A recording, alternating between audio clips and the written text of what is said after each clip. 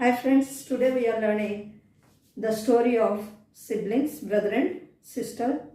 See friends, sometimes we come across many difficult situations. We must know how to overcome such situations. This story is also based on that. We need to apply our presence of mind and overcome the situation. Some people go into depression and they may take any hasty actions. But here we have to think deeply and we will get definitely some solution.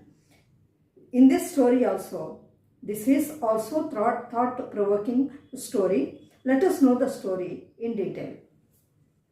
Once there was a businessman.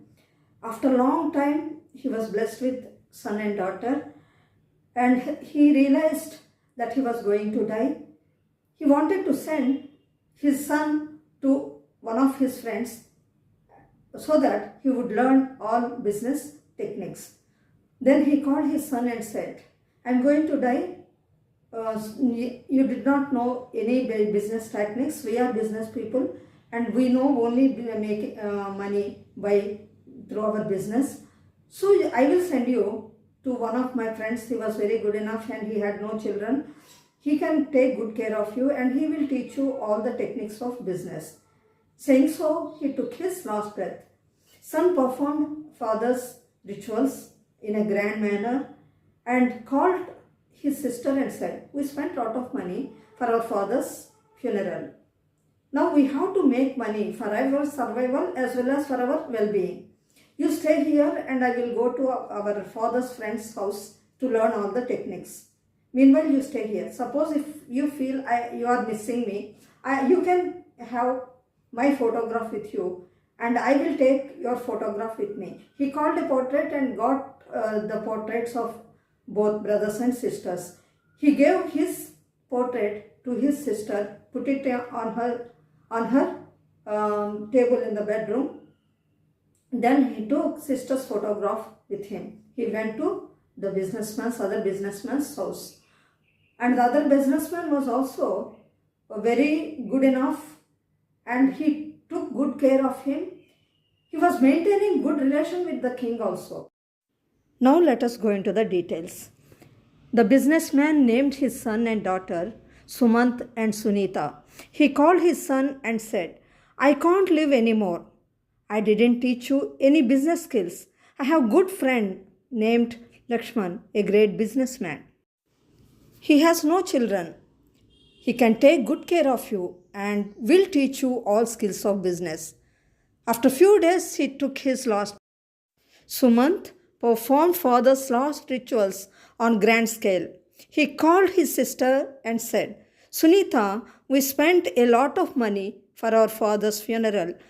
Now we must take up all his business activities and earn more for our survival and well-being."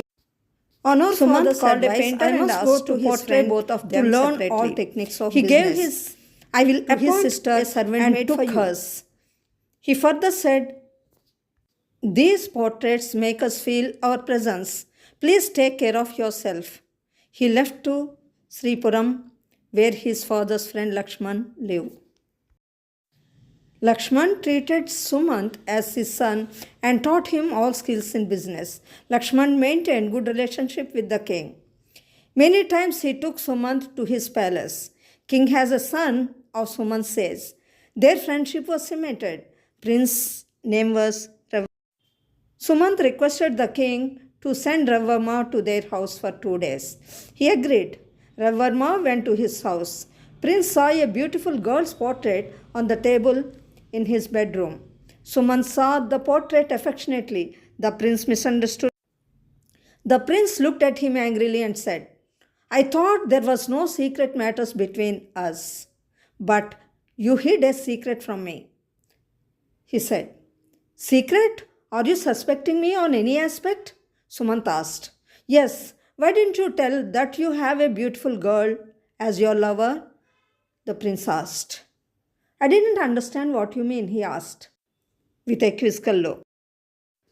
"I am talking about this portrait," said Ravarma, showing the portrait. "Oh, this one is my sister Sunita's. Once I told you, right, about my sister?" he said with cheerful face. "Thank God. your sister is so elegant. I want to marry her, he said. It's a good idea, but you need to take your parents' permission, said Sumant. After 2 days, Prince went to his palace. The prince conveyed his interest in marrying Sunita. The queen was angry. Don't forget you are the prince. If you marry the princess of other kingdom, there will be good relationship maintained between two kingdoms, she said. No, if I marry, I will marry only the sister of my friend Sumant. The king convinced her, saying, Lakshman is a great businessman. Even Sumant's friend acquired lot of property on his business. Finally, she agreed. The king had a young minister named Nagu, who is of Ravarma's age. He called him and sent him to Sumant's hometown. Evil thoughts preoccupied his mind. He thought, when the prince was so impressed just by her portrait, how beautiful she must be. I am only suitable person to marry her. He started making up his plans. He called the servant maid and said, I have to give her brother's letter to her. Sunita said, First you bring my brother's letter, then I will decide if I can meet him. He handed over the letter.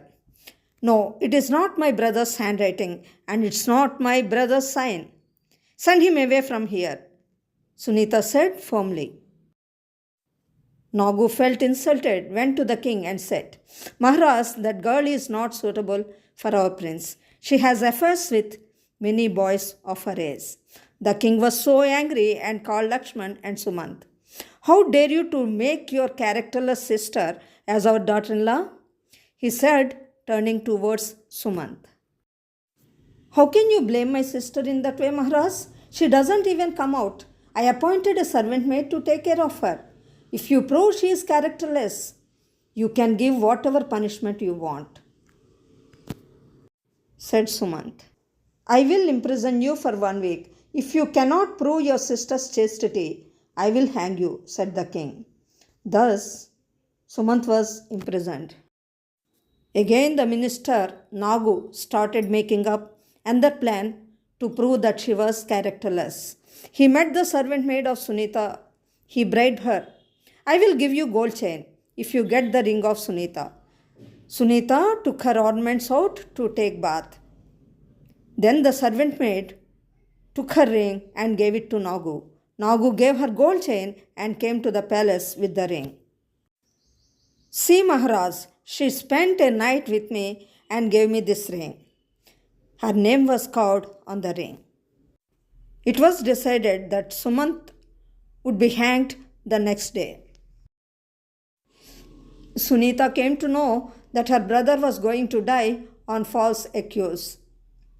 She went to the king, stood in front of him. Maharaj, I want justice. Once your minister came to my house, spent a night with me, and took away all my ornaments along with my ring. My name was carved on the ring. Yes, he was the one who took away my ornaments, Sunita said, pointing towards Nagu standing beside them. I haven't taken her ornaments, said Nagu. If you don't know me, how did you get my ring? She asked. May I know who you are? The king asked. Yes, Maharaj, I am Sunita, sister of Sumant, who is going to be sentenced to death on false accuse on me as a characterless woman. Your minister came to my house, bribed my servant, took away my ring to create the impression on your mind that I am characterless woman. I came here to prove my chastity. You can interrogate my servant maid if you want, said Sunita. The king felt guilty for just heeding his minister's words. Released Sumant, performed the marriage of Sunita with his son Ravarma. He appreciated her presence of mind, appreciated Sumant's balanced nature. Then the minister was hanged.